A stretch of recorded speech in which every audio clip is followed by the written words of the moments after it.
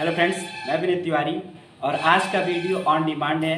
बहुत से लोगों ने बहुत दिनों से हमसे असिस्टेंट प्रोफेसर्स एजुकेशन और बीएड के संदर्भ में बुक्स लिस्ट के बारे में पूछा करते थे। टाइम नहीं मिलने के कारण मैं उस पर बात नहीं कर पाया था।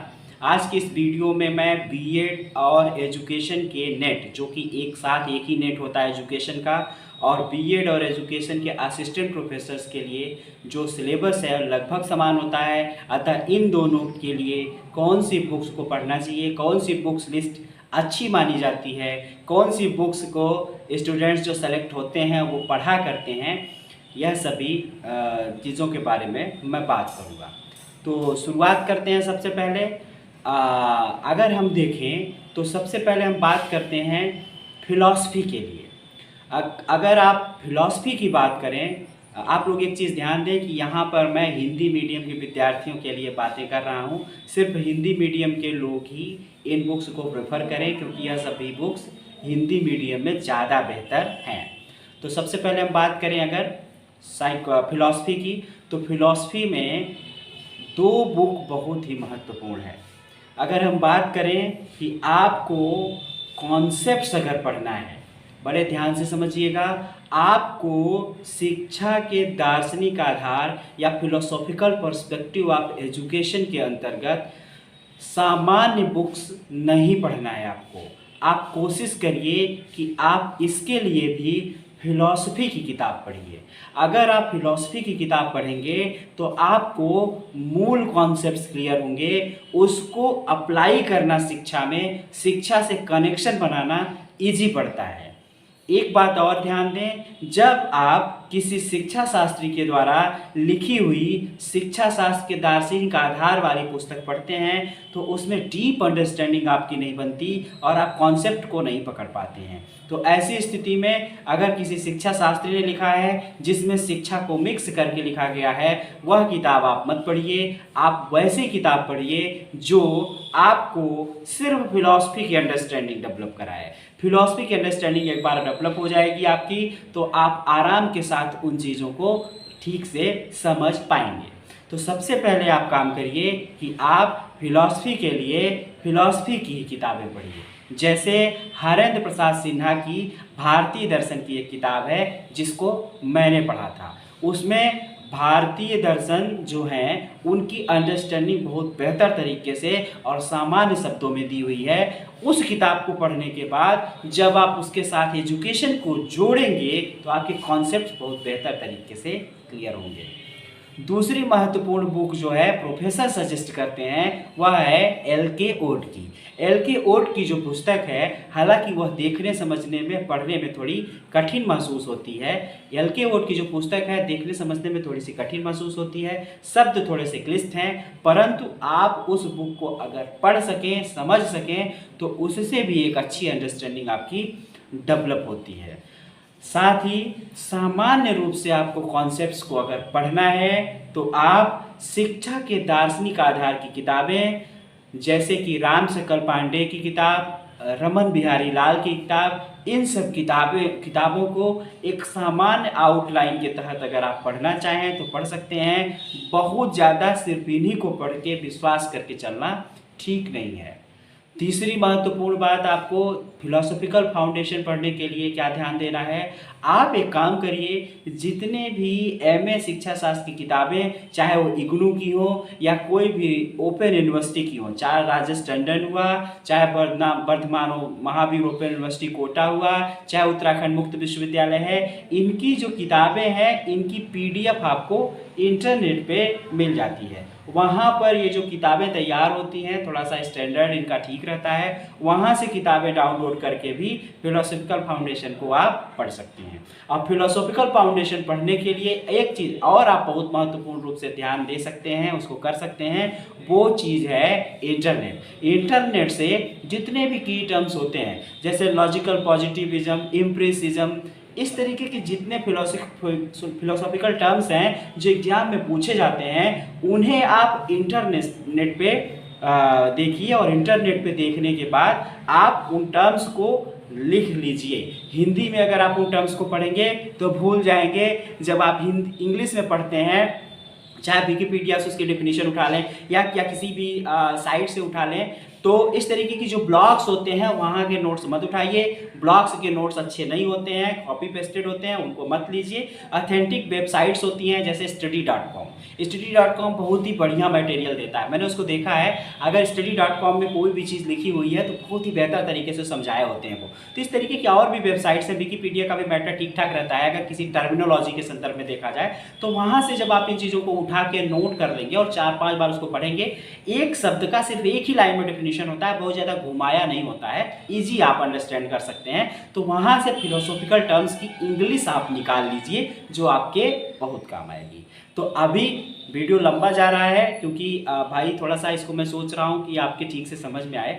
तो अभी हमने बात कर लिया फिलोसॉफिकल पर्सपेक्टिव, उसके बाद हम बात करते हैं सोशियोलॉजिकल पर्सपेक्टिव। सोशियोलॉजिकल पर्सपेक्टिव के लिए भी आप एक काम करिए, समाजशास्त्र की किताब पढ़िए। मैं कहता हूँ कि सारी चीज़ें हम कनेक्ट करते हैं एजुकेशन को इकोनॉमी के साथ, फिलॉसफी के साथ, सोशियोलॉजी के साथ, साइकोलॉजी के साथ। आपको वहाँ पे चीज़ें नहीं समझ पाती, क्यों? क्योंकि मेन चीज़ें उठा के आपको दे देता है और उसको एजुकेशन से जोड़ के कनेक्शन बना के दे देता है, जिसमें आप बहुत कुछ समझने में आप एलिजिबल नहीं होते, बहुत सारी चीज़ें नहीं समझ पा रहे हैं। आप मुख्य किताब पढ़िए जहाँ से कॉन्सेप्ट्स निकले हैं। जैसे उदाहरण के लिए अगर हम सोशियोलॉजिकल पर्सपेक्टिव की बात करें तो गुप्ता और शर्मा की किताब आती है समाजशास्त्र के बेसिक कॉन्सेप्ट्स की, जो काफ़ी ज़्यादा मोटी है, उसको आप खरीद लीजिए, लगभग 1000 पेज की है। अगर आप उस किताब, क्योंकि समाजशास्त्र में ऐसा होता है, समाजशास्त्र वाला जो कॉन्सेप्ट सोशियोलॉजिकल फाउंडेशन है उसमें लोगों के क्वेश्चंस गलत होते हैं। गलत इसलिए होते हैं कि प्रॉपर अंडरस्टैंडिंग डेवलप नहीं कर पाते हैं। ऐसी स्थिति में बचने के लिए आप ऐसा करिए कि जो सिलेबस में आपके कॉन्सेप्ट या जो टॉपिक आपके सिलेबस में दिए हैं आप उनको मुख्य किताब से पढ़िए। तो जब आप गुप्ता शर्मा वाली किताब से आप पढ़ेंगे तो उसमें प्रॉपर ठीक तरीके से चीज़ें समझाई हुई होती हैं।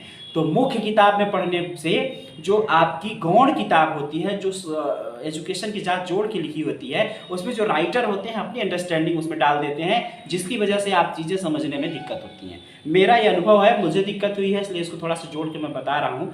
तो अगर आप गुप्ता शर्मा वाली किताब उठा के पढ़ते हैं तो सोशियोलॉजिकल पर्सपेक्टिव, सोशियोलॉजिकल बेसिस आपके क्लियर हो जाएंगे, जिसमें बहुत अच्छी चीज़ें, बहुत अच्छे टॉपिक्स एक्सप्लेन करके लिखे हैं। मैं नहीं कह रहा हूँ उसमें 40-40 पेज की चीज़ें, उसको मत पढ़िए आप। जो आपके सिलेबस में है सिर्फ वही चीज़ उस किताब से पढ़िए, मैं पूरी किताब को पढ़ने के लिए नहीं कह रहा हूँ। जैसे सोशल मोबिलिटी है, बहुत बढ़िया से समझाया है। जैसे स्ट्रेटिफिकेशन है, बहुत बढ़िया से समझाया है। जैसे सोशल चेंज है, बहुत बढ़िया से समझाया है। जितने सोशल थिंकर्स हैं उनको बहुत बढ़िया से उसमें समझाया हुआ है। तो वहाँ से जब आप पढ़ेंगे तो कॉन्सेप्ट्स जो हैं बहुत अच्छे से आपको निकल के सामने आएंगे।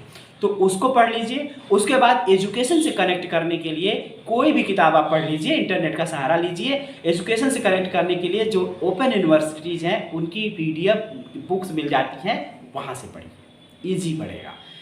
तीसरा, साइकोलॉजिकल पर्सपेक्टिव। साइकोलॉजिकल पर्सपेक्टिव को भी पढ़ने के लिए आप साइकोलॉजी की बुक पढ़िए, अगर अच्छी अंडरस्टैंडिंग डेवलप करनी है।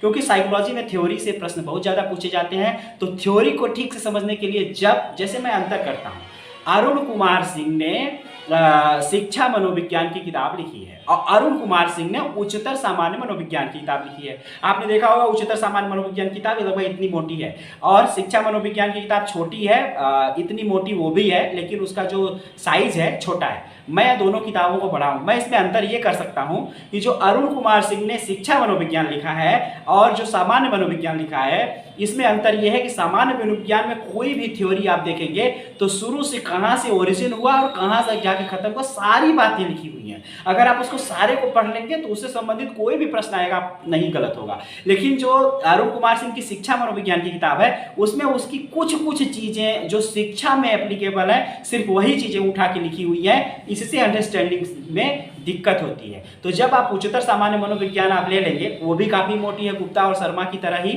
वह किताब भी काफ़ी मोटी है अरुण कुमार सिंह की। तो जब आप उस किताब को उठा के पढ़ते हैं, शिक्षा मनोविज्ञान की भी किताब रखिए, तो एक तरीके से कनेक्शन अच्छा खासा बनता है और आपको कॉन्सेप्ट समझने में ईजी पड़ता है। मैं फिर यहाँ कह रहा हूँ कि अरुण कुमार सिंह की उच्चतर सामान्य मनोविज्ञान को आप खरीदिए, लेकिन पूरा नहीं पढ़ने की जरूरत है। जो आपके सिलेबस में है उसी को आप उठा के उस किताब से भी पढ़िए, सिर्फ शिक्षा मनोविज्ञान वाली किताब से पढ़ने की जरूरत नहीं है। तो अरुण कुमार सिंह के अलावा आप इंग्लिश की किताब पढ़िए। इंग्लिश में मैंने एक किताब पढ़ी थी हिंदी वाले स्टूडेंट्स को ही मैं कह रहा हूँ कि इंग्लिश की किताब अगर तुम्हें इंग्लिश उन्हें ठीक ठाक आती है तो एक सिसरेली की किताब आती है, उसको आप पढ़िए। उसमें कॉन्सेप्ट्स बहुत बढ़िया तरीके से साइकोलॉजी के समझाए हुए हैं और वो किताब भी आप खरीद के पढ़ सकते हैं।